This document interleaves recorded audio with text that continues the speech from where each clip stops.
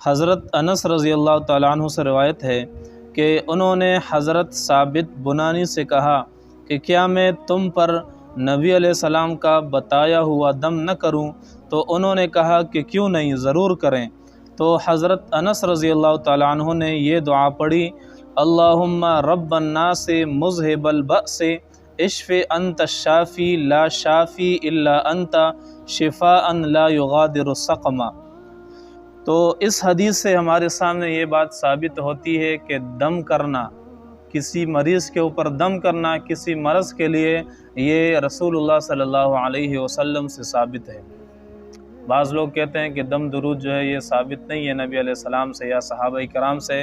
تو یہ حدیث آپ کے سامنے ذکر ہو گئی، بخاری شریف کی حدیث ہے کہ حضرت انس رضی اللہ تعالیٰ عنہ نے دوسرے ساتھی سے کہا کہ میں آپ کے اوپر وہ دم نہ کروں جو نبی علیہ السلام نے کیا تھا، تو پھر اس بندے نے کہا کہ ضرور، کیوں نہیں۔ تو حضرت انس رضی اللہ تعالیٰ عنہ نے یہ دعا پڑھی اور اس کے اوپر دم کر لیا۔ تو دم کرنا نبی علیہ السلام سے بھی ثابت ہے، صحیح مسلم میں بھی روایت موجود ہے، مشکات شریف حدیث کی کتاب ہے، اس کے اندر بھی احادیث موجود ہیں جس سے یہ بات ثابت ہوتی ہے کہ نبی علیہ السلام نے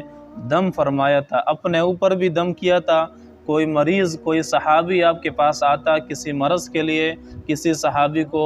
بچھو ڈس لیتا، کسی کو سانپ ڈس لیتا، کوئی بیماری ہوتی، نبی علیہ السلام کے پاس آتے اور اپنا وہ بیماری آپ علیہ السلام کے سامنے ذکر کرتے کہ میرے اندر مجھے یہ بیماری لگی ہے، اس میں آپ میرے اوپر دم فرما دے، اس کا جو وظیفہ وغیرہ ہے وہ بتلا دے۔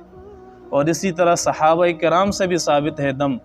وہ کیسے؟ ایک مشہور واقعہ ہے کہ کچھ صحابہ کرام جہاد کے لیے تشریف لے گئے تھے،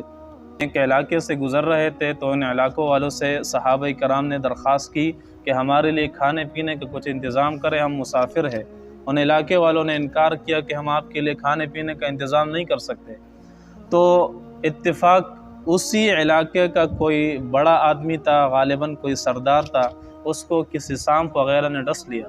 تو وہ مجبوراً صحابہ کرام کے پاس آ گئے اور ان سے کہا کہ ہمارے سردار کو کسی سانپ وغیرہ نے ڈس لیا ہے، اگر آپ کے پاس کوئی نسخہ ہے، کوئی